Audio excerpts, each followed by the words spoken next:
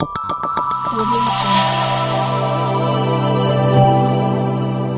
Jungle. कि हमारे आदरणीय अध्यक्ष जी सर्वोच्च न्यायालय तक आए हैं, क्या हो सकता है अध्यक्ष जी, क्या आपके मन में है? हम लोग आए हैं यहाँ पर और सर्वोच्च न्यायालय के विद्वान अधिवक्ता गणों से हम लोगों ने संपर्क किया है।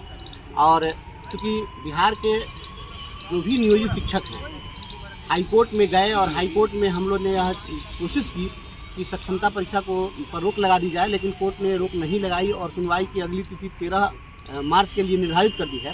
तो 13 मार्च तक जब परीक्षा ही समाप्त हो जाएगी तो उसके बाद तो फिर हाई कोर्ट में सुनवाई का कोई मतलब नहीं रहता है। वैसी स्थिति में हम लोगों ने यहाँ पर सलाह मशविरा किया है और जो अधिवक्ताओं की राय आई है इससे स्पष्ट है कि यदि हम लोग हाई कोर्ट को यहाँ से डायरेक्शन दिला दें, हम लोग इस दिशा में कोशिश करें, सुप्रीम कोर्ट में हम लोग यह अर्जी दाखिल करें कि हाई कोर्ट हमारा केस पहले सुन ले और 13 तारीख से पहले कुछ फैसला सुना दे या परीक्षा पर रोक लगा दे, तो इसकी कोशिश की जा सकती है। तो अधिवक्ता लोगों की जो राय आई है, कहा है अधिवक्ताओं ने स्पष्ट रूप से कि जो सक्षमता परीक्षा हुआ अनकॉन्स्टिट्यूशनल है, क्योंकि सक्षमता परीक्षा सरकार नहीं ले सकती है। जो 20 वर्षों से काम कर रहे हैं वह as per the guideline of the education department of government of Bihar यह पहले अपॉइंटमेंट हो चुका है। तो कोई अब फ्रेश अपॉइंटमेंट नहीं है जिसके लिए कोई एग्जामिनेशन लिया जाए। और जो प्रमोशन होता है या सीनियरिटी बेस्ड प्रमोशन होता है, तो सीनियरिटी बेस्ड प्रमोशन हो सकता था, लेकिन ये परीक्षा लेकर के आप इस तरह से नहीं बना सकते हैं। इसलिए हम सुप्रीम कोर्ट में अगर मामला जाएगा तो निश्चित रूप से हाई कोर्ट के यहाँ से रिमांड हो जाएगा और परीक्षा रुक सकती है। हम लोग इस दिशा में प्रयास कर रहे हैं। धन्यवाद।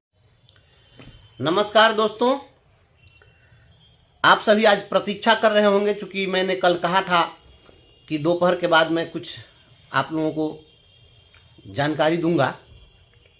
तो मित्रों, मैं आप सभी को बतलाना चाहता हूं कि मैं जिस अभियान में लगा हुआ था वह अब ट्रैक पर आ गया है।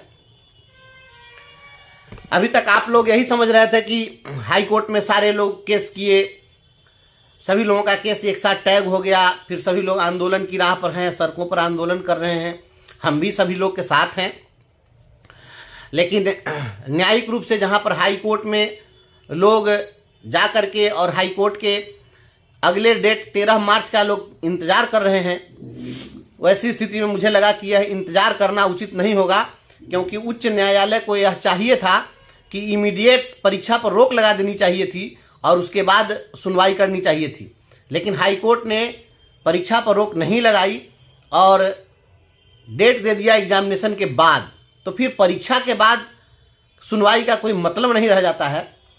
अगर इस बीच में सरकार चाहेगी तो जिस तरीके से अभी शिक्षा विभाग में हो रहा है आपाधापी में, तो ज्वाइनिंग भी कराया जा सकता है। तो जब बहुत सारी बातें हो जाएंगी तो उसके बाद हमारे केस का कोई मतलब नहीं रहेगा।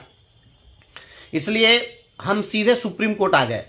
अब आप लोग यह सोच रहे होंगे कि हाई कोर्ट में हम नहीं थे और सीधे सुप्रीम कोर्ट कैसे आ गए। तो आपको हम बतला दें कि हम हाई कोर्ट में थे, हाई कोर्ट में हैं।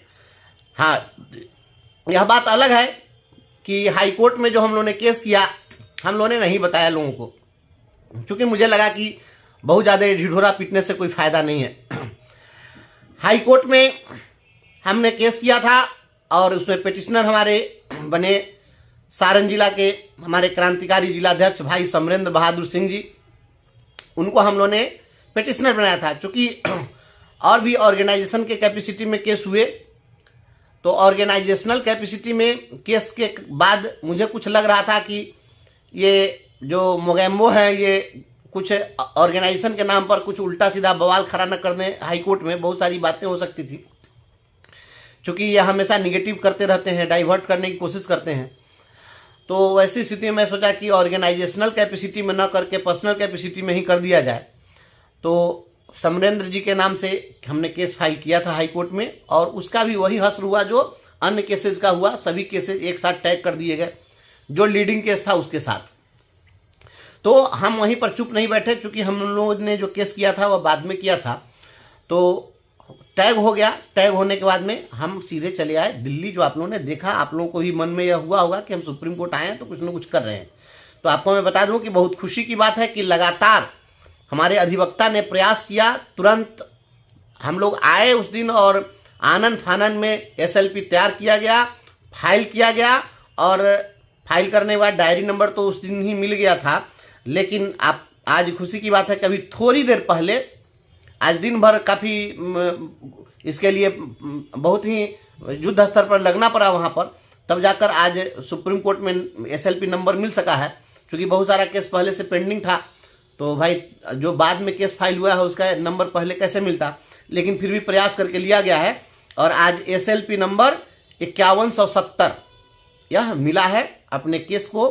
और आप लोगों को मैं भरोसा दिलाना चाहता हूं कि जो SLP नंबर मिला है, अब नंबर मिलने के साथ ही कल मेंशनिंग के लिए प्रयास किया जाएगा और कल सुप्रीम कोर्ट में हमारे अधिवक्ता मेंशन करेंगे।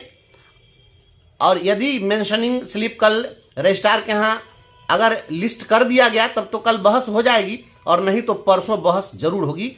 कल हो नहीं तो परसों तय है और बहस हो जाएगी। और बहस के साथ ही हम यह मांग कर रहे हैं कि इन परीक्षाओं पर रोक लगाई जाए और जो विशिष्ट शिक्षक नियमावली है, विशिष्ट शिक्षक नियमावली को रद्द किया जाए।